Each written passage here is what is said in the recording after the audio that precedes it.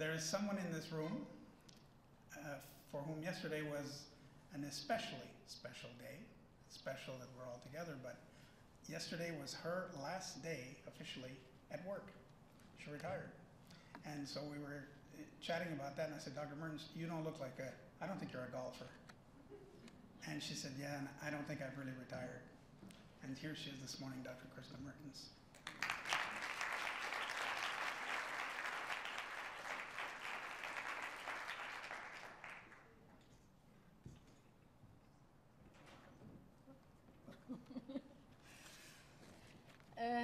Thanks a lot. It is the last day at work at the university, but not the last day working for ISNA. So I continue working in this field. And normally I know, and Maurice and Ad and Jan, they stood next to me, but we follow one after another. But I think all ISNA members and all friends and supporters should be standing here. And a lot of people in Germany too, but I think it is a bit far away, America, but I will tell them about the conference, and I hope we will come together, and they will travel with me also all around the world. Ad and me are the initiators of the International Snoozelen Organization, an organization founded in October 2002 in Berlin during our first Congress, Snoozelen, Many Countries, Many Concepts. For 20 years prior, I frequently accompanied by students to visit Ad Verheul in Ede. As a result of our association, we decided on the 2nd of January 2002 to work together to spread the word about Snoozelen worldwide. What followed was a busy period, a time-consuming research. We had until October to locate colleagues who have already been working for years in the field of Snoozelen or MSE. Our hard work paid off. We were 120 participants from England, Ireland, Israel, Japan, Canada, the Netherlands, Austria, Poland, Russia, Sweden, and Germany. All in all, representatives from 12 countries. Congressional meetings were held on yearly basis with about 100 to 250 participants, except for last year in Denmark when 470 people attended. In 2003, it was in the center then, after next year in De Hardenberg, in Ede with Ad Verheul and Jan Holzecke, under the slogan Snoozelen Application Fields in Practice. 2004, a meeting of experts in Örebro in Sweden.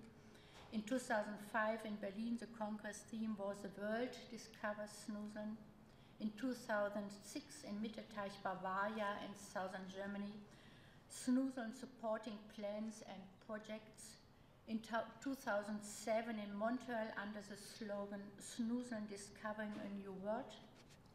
In 2008, in a school for the blind and vision impaired in Neuwied in the Rhineland-Palatinate in Germany, under the slogan World Mirror Experiencing Applied Snoozelen.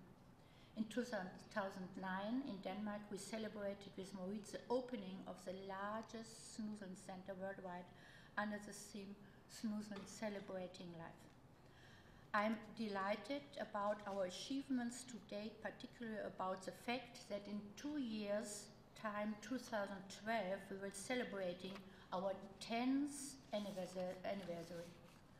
A lot has happened during the last 8 years. Experts from 25 nations exchanged ideas regarding intentions, contents, and implementation of Snoozelen practice. Common grounds need to be found when faced with different ideas in order to maintain the significance of ISNA as a worldwide recognized organization. We want and need to find ways to substantiate that Snoozelen is in fact a method or remedy to stabilize a person, to help him, and to demonstrate that Snoozelen is an alternative intervention method to calm down and find rest.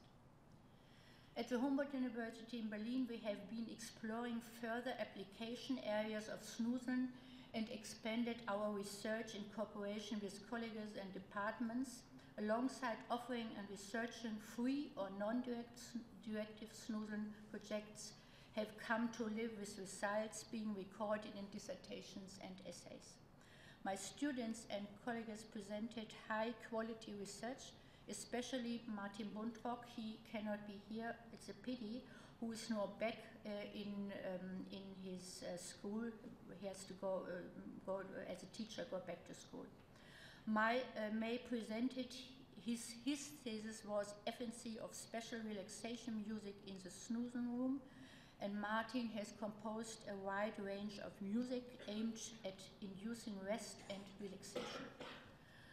Recently, the snoozing room we used for our research has been recollected to a primary school that will allow us to carry out comparative studies with regards to the effect of snoozing on the mental and emotional well-being, as well as the impact on learning and developmental processes. There is still a high demand for more research and the need for us to work together on such projects. To summarize, snoozing changes the lives of people, of children and adults. People who participate regularly in snoozing under the supervision of qualified staff feel better, are calmer and more content. They have less pain, needs less sleep-inducing medicines or pain relief, are more attentive and alert and learn better. I would like to thank now Sandra and Bart very much for organizing the 8th ESNA Symposium and all of you for coming. Thank you.